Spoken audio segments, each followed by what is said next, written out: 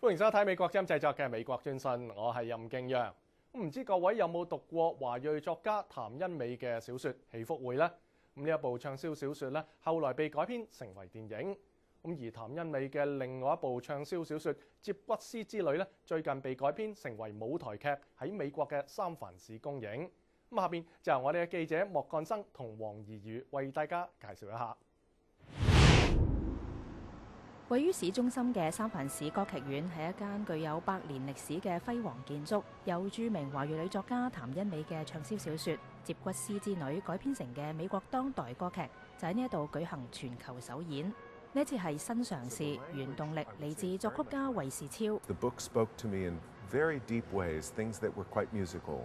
I think the main thing that was really musical for me about the book was this idea that we carry within us, in our bones, the destiny or the fate or the stories of our family, whether we know those stories or not, and they affect us. 不過譚恩美對呢一個諗法，佢係有所保留。That's created now has to turn into another form. So it just never occurred to me. Stewart, however, was badgered in a way by Serena Tang, a mutual friend, to write something for my birthday. I never expected I would get involved to the degree that I have now in the making of this as librettist. 最後，譚恩美仲係被衛士超嘅誠意打動，兩個人花咗差唔多4年嘅時間，走遍中國各地採集呢一部歌劇所需要嘅樂音。另外，《接骨師之女》仲邀請咗曾經因為執導昆劇《牡丹亭》而名噪一時嘅華裔導演陳士曾參與，使到呢一部當代歌劇嘅製作陣容更加完整。中國人怎樣看自己，美國人怎麼看中國人，將來表現出來的中國人這種精神、這種靈魂的東西，是不是很真實的，還是一種外在的一種探討？這東西都是要很長時間的一個磨合的一個過程。接骨師之女全劇2幕，故事圍繞住老中青3代嘅母女喺唔同年代所承受唔同嘅壓迫，埋怨住冇人身自由嘅老師，得到咗保姆保醫幽靈嘅幫助，返回過去，親身體驗咗佢嘅媽媽楊劉露玲一生坎坷嘅遭遇，3代超時空嘅恩怨情仇，到最後都係冰釋前嫌。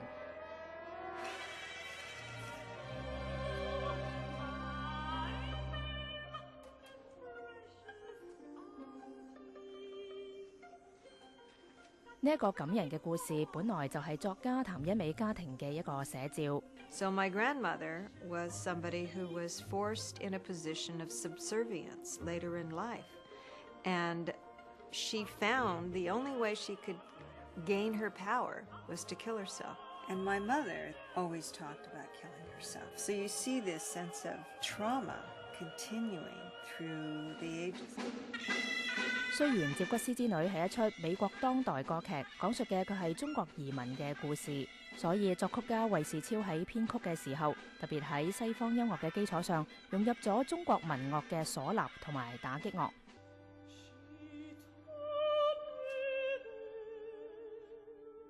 冇男女高音做主角係呢一出歌劇嘅另外一個特色，女中音曹增分演主角老師，同年青時代嘅楊劉露玲2個角色，戲份好重。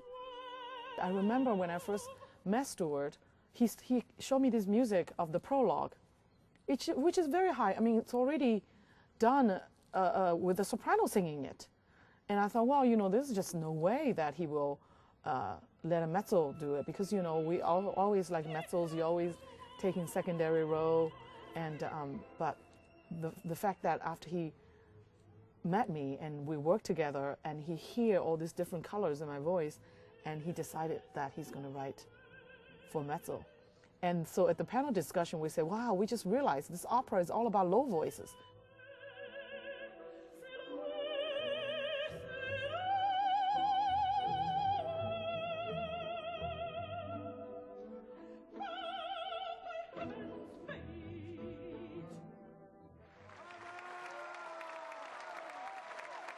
洛杉磯時報評論話，《接骨師之女》嘅音樂旋律獨特，而且仲有好多嘗試嘅空間。紐約時報就肯定咗呢一個係一個整體表現極佳嘅舞台創作。to have new work that is a reflection of the time and the people, and after a novel by a person who's alive and very popular, by a composer who was at various times in his life a rock musician, a Jewish cantor. The public can think of opera as an art form that's 400 years old, but right up to the present day, and it will go into the future as well. 記者莫幹生、黃怡如喺三藩市嘅採訪報導。